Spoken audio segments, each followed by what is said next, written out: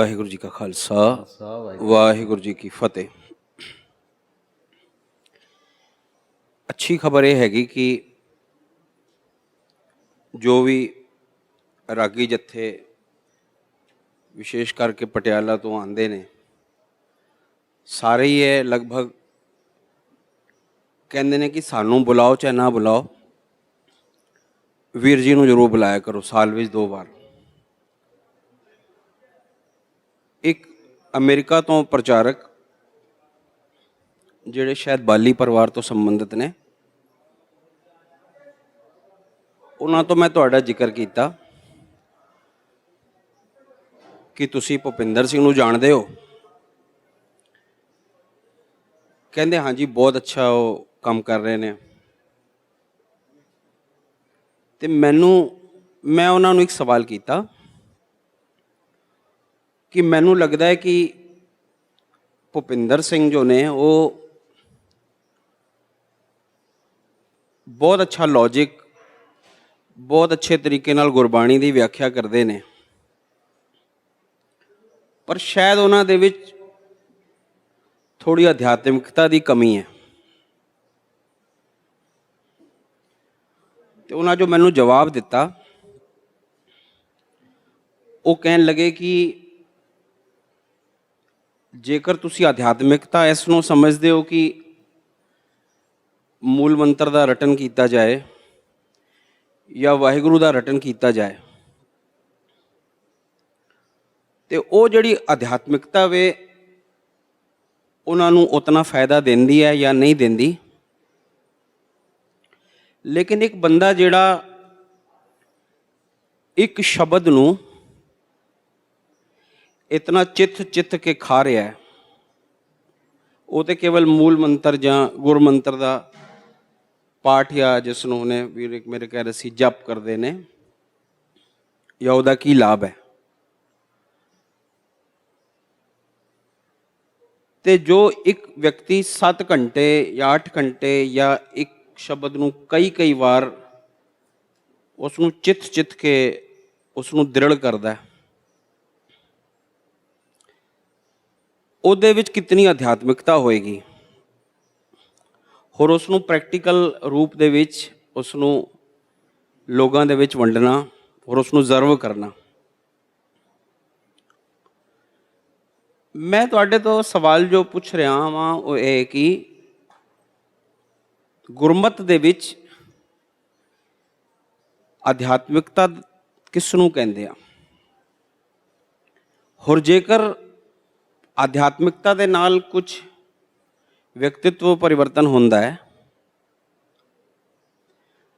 ਤੇ ਉਸ ਨੂੰ ਜ਼ਰਨ ਦਾ,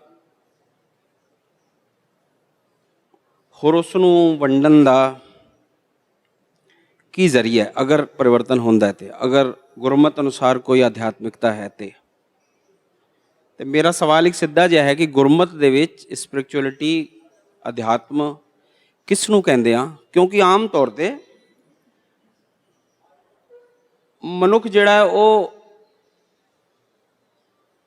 ਕਈ ਵਾਰ ਸ਼ਬਦ ਪੜ੍ਹ ਕੇ ਜਾਂ ਕਈ ਵਾਰ ਪਾਠ ਕਰਕੇ ਆਪਣੇ ਆਪ ਨੂੰ ਰਿਲੈਕਸ ਮਹਿਸੂਸ ਕਰਦਾ ਹੈ, ਹੋਰ ਉਸ ਨੂੰ ਅਧਿਆਤਮਿਕਤਾ ਸਮਝ ਕੇ ਥੋੜ੍ਹੇ ਬਹੁਤ ਜੋ ਉਸਦੇ ਪ੍ਰੋਫਿਟਸ ਨੇ ਉਹ ਗੇਨ ਕਰਕੇ ਸੋਚਦਾ ਹੈ ਕਿ ਮੈਂ ਧਰਮ ਦੇ ਕਿਸੇ ਮੁਕਾਮ 'ਤੇ ਵਾਂ, ਹੋਰ ਉਹ ਆਪਣੇ ਥੋੜ੍ਹੇ ਜਿਹੇ ਲਾਭ ਲੈ ਵੀ ਲੈਂਦਾ ਸ਼ਾਇਦ।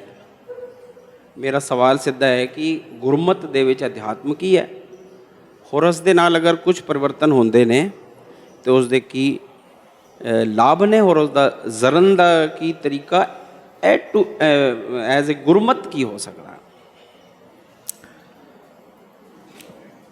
ਜਦੋਂ ਅਸੀਂ ਗੁਰਮਤ ਦੀ ਗੱਲ ਕਰਦੇ ਹਾਂ ਤਾਂ ਸਾਡੇ ਸਾਹਮਣੇ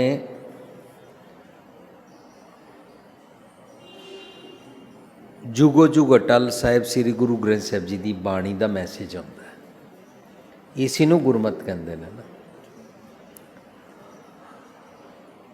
ਔਰ ਇਸ ਦੇ ਕੰਪੈਰੀਜ਼ਨ ਵਿੱਚ ਪਹਿਲਾਂ ਸਮਝਣਾ ਪਏਗਾ ਗੁਰੂ ਨਾਨਕ ਸਾਹਿਬ ਤੋਂ ਪਹਿਲਾਂ ਦੁਨੀਆ ਸਪਿਰਿਚੁਅਲਿਟੀ ਕਿਹਨੂੰ ਸਮਝਦੀ ਸੀ। ਅਸੀਂ ਇੱਕ ਸੈਮੀਨਾਰ ਵੀ ਕੀਤਾ ਹੋਇਆ ਆਸਤਿਕ ਨਾਸਤਿਕ। ਉਹਦੇ ਵਿੱਚ ਅਸੀਂ ਇਹ ਸਮਝਿਆ ਸੀ ਕਿ ਦੁਨੀਆ ਆਸਤਿਕ ਕਿਸ ਕੋ ਮਾਨਤੀ ਹੈ, फिर ये विचारा कि दुनिया नास्तिक किसको मानती है।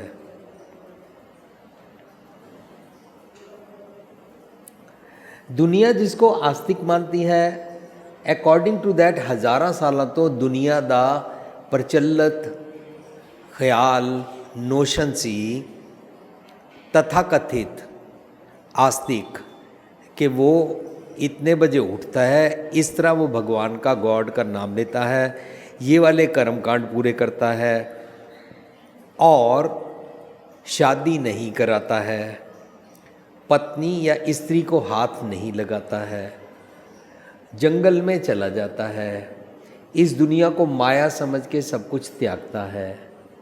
इस किस्म के कितने भी सारे कर्मकांड गिने जाएं, इसको दुनिया आस्तिक मानती थी, आज तक मानती है। गुरु नानक साहब और जिन जिन की बानी गुरु ग्रंथ साहब में दर्ज की गई, इन सब ने देखा ये तो अपने परिवार से आंख बंद करना है, अपने पारिवारिक फ़र्ज़ों से परे जाना है, स्त्री के साथ वितकरा करना है, समाज में अलूफ रहना है, समाज में जो कुरीतियाँ हो रही हैं उसकी तरफ ध्यान नहीं देना है। तो ये कंपैरिजन से निकल के आया कि दुनिया नास्तिक किसको समझती है, जो भगवान को मानता नहीं है या भगवान का नाम नहीं लेता है या फलाने फलाने धर्म के फलाने फलाने कर्मकांड नहीं करता है। तो हम एंड रिजल्ट पर पहुंचे, जिसको दुनिया आस्तिक मानती है, समय आने पर यह क्रोध कर लेता है।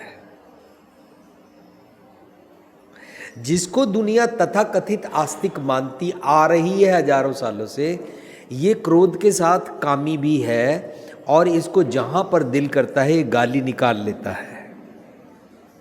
आस्तिक तथाकथित आस्तिक गाली भी निकाल लेता है। तथाकथित आस्तिक अगर शादी करा ले तो वो अपनी पत्नी को बुरा भला भी कह लेता है और पाँव की जूती बना के उसको गाली भी निकाल लेता है, उसके मायके को भी डिस्क्रिमिनेट करता है और समाज में कुरीतियाँ भी चलाता है और धर्म के नाम पर अंधविश्वास भी प्रैक्टिस करता है। आस्तिक। इसके कंपैरिजन में नास्तिक, आस्तिक भगवान का नाम लेके लोगों की जेब काटता है, नास्तिक बिना नाम लिए अगर जेब काटता है, नास्तिक भगवान को बिना माने अगर गाली निकालता है, नास्तिक भगवान को नहीं मानता, तथाकथित कर्म कांड तो नहीं करता लेकिन बेईमानी भी कर लेता है। तो नास्तिक और आस्तिक के कैरेक्टर में, व्यवहार में कोई भी फर्क नहीं है। गुरु साहब ये तथाकथित आस्तिक और तथाकथित नास्तिक की बात को बिल्कुल कैंसिल करते हैं।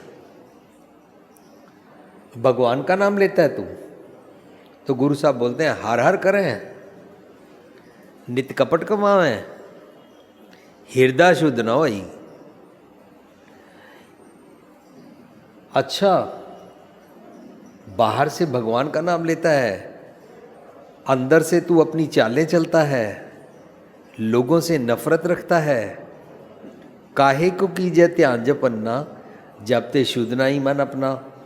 अब तो ये हो गया तेरा भगवान को मानने वाला और भगवान का एक नाम रख के उसको रटन करने वाला तेरा कैरेक्टर। पर एम्फेसिस किस पे किया? मन शुद्ध करना पे। गुरमत का अध्यात्म है मन को शुद्ध करना। मेरे को जिस बात पर क्रोध आता है वो क्रोध ना आए, मन शुद्ध है। मेरे को जिस इंसान से नफरत आती है, वैर आता है, मैं उसको देखते ही मुझे गुस्सा चढ़ जाता है, गुस्सा ना चढ़े और मैं नफरत ना करूं और मैं उसके लिए अपनी जप्फी को खोल लूं, बिना वितकरे के लिए उसके लिए भी सेवा करूं। विच दुनिया से कमाई है ता दरगाह बैसन पाई है, कहो नानक बाल उड़ाई है। मैं बिना वितकरे के हर किसी को जप्फी डाल सकता हूँ, ये गुरमत का अध्यात्म है, मन साफ है। अगर आपने कल कोई गलती की थी, मैं आपको माफ़ नहीं करता और मन में वैर भी रखता हूँ और आपके बारे में समाज में निंदा भी करता हूँ, मेरा मन साफ नहीं है। गुरमत का अध्यात्म है मन साफ, और मन साफ वाला अपने आसपास, अपने परिवार के बाद अपने समाज का भी मन साफ करने की तरफ चलता है। समाज में अगर जात पात का वितकरा चल रहा है तो गुरमत का अध्यात्म है इक्वलिटी को जिया कर। धार्मिक स्थान पर अगर प्रसाद कोई देता था तो कोई तथाकथित सर्टिफाइड बंदा ही दे सकता था या उच्च जातिया दे सकता था, लेकिन गुरमत का अध्यात्म है हम कड़ा प्रसाद बांटते हैं, इक्वलिटी, कोई भी बांट सकता है, कोई भी ले सकता है। गुरमत का अध्यात्म है जब खंडे की पौल छकाते हैं तो उसको बोलते हैं तूने सारी दुनिया के साथ एक जीवन जीना है, एक पिता एक के अंबारक, we all are children of God. ये गुरमत का अध्यात्म है। सो गुरमत का अध्यात्म इंसान को इंसानियत की हाइट तक जीना सिखाता है। गुरमत का अध्यात्म जो लोगों के मन के अंदर आसमान पे बैठा हुआ कोई भगवान की बात चल रही है, वो कहते हैं हर का बिलोवना बिलोवो मेरे पाई। उसकी बात तो करो, उसकी विचार तो करो, लेकिन हर का बिलोवना मन का विचारा। गुरमत का अध्यात्म है अपने मन की विचार किया कर। Where do you stand? अबे कितने पानी में है, बात तो ये कर, है ना। सो ये गुरमत का अध्यात्म है। आपका नाम? फुलवीर सिंह। फुलवीर जी, आपके क्वेश्चन का आंसर हुआ?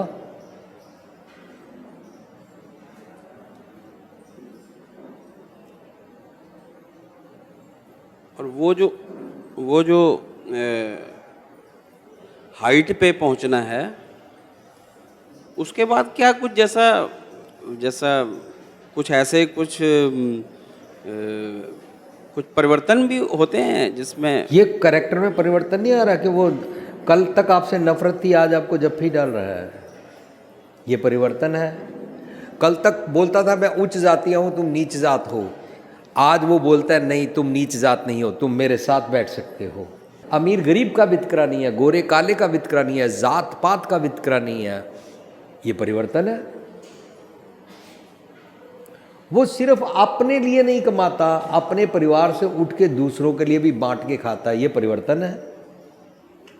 वो समाज में स्त्री के साथ वितकरा हो रहा है, इसके अगेंस्ट खड़ा होता है और दाज प्रथा के अगेंस्ट बोलता है, सती प्रथा के अगेंस्ट हो जाता है। ये परिवर्तन है।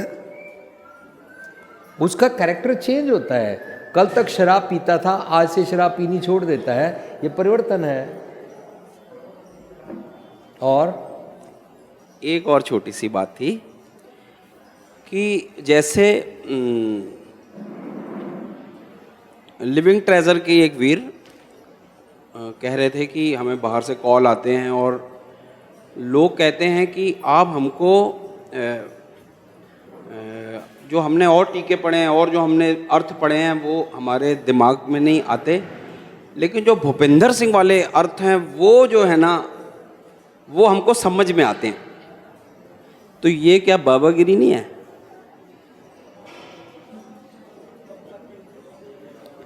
अगर एक बच्चा आके अपने पिता को बोले पापा आप शराब पीते हैं, मेरे स्कूल में पढ़ाया गया शराब पीने से सेहत का नुकसान होता है, और पापा को अगर बेटी की बात क्लिक हो जाए तो ये बेटा क्या बाबा जी बन गए?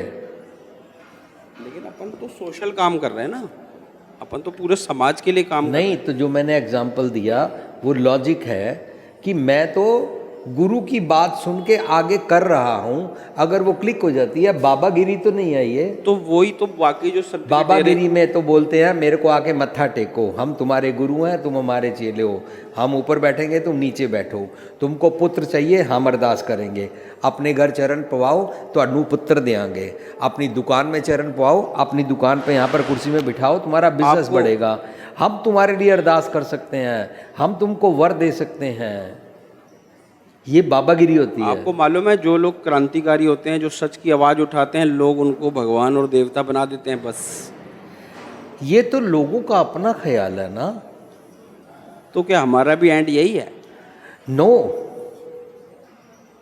अगर मेरे को ये बात समझ में नहीं है, तीर्थ बरतर दान कर मन में तरह गुमान, मैंने अगर गुमान किया तो लोग चाहे मेरे को बाबा समझे भगवान समझे, मेरा तो उससे पहले ही नुकसान हो गया। तीर्थ बरतर दान कर मन में तरह गुमान, नानक नेफसल जाते जो कुंचर स्नान, मैंने ये कुंचर स्नान नहीं करना, मुझे कुछ चाहिए ही नहीं, मैंने डेरा कोई बनाना ही नहीं है। मैं तो जैसी गुरबाणी समझ में आई है मेरे को वैसी मैं लोगों से बात कर रहा हूँ। हम तो मिडल मैन है ही नहीं है, हम तो लोगों से बोलते हैं साढ़े पीछे ना लगना, होरा पीछे लग दो तुहाडी मर्जी, साढ़े पीछे ना लगना, गुरबाणी घर जाके पढ़ो। ए गुरबाणी दे इंटरनल लॉजिक्स ने, इस तरह गुरबाणी दी बनतर है, इस तरह विचार के देखो।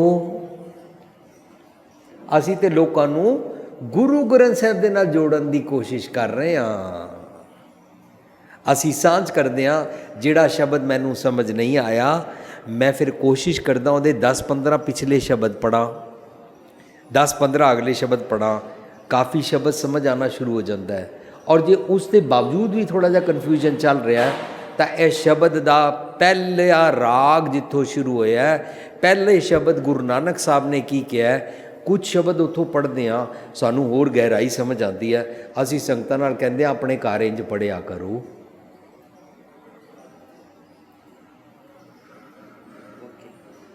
Thank you.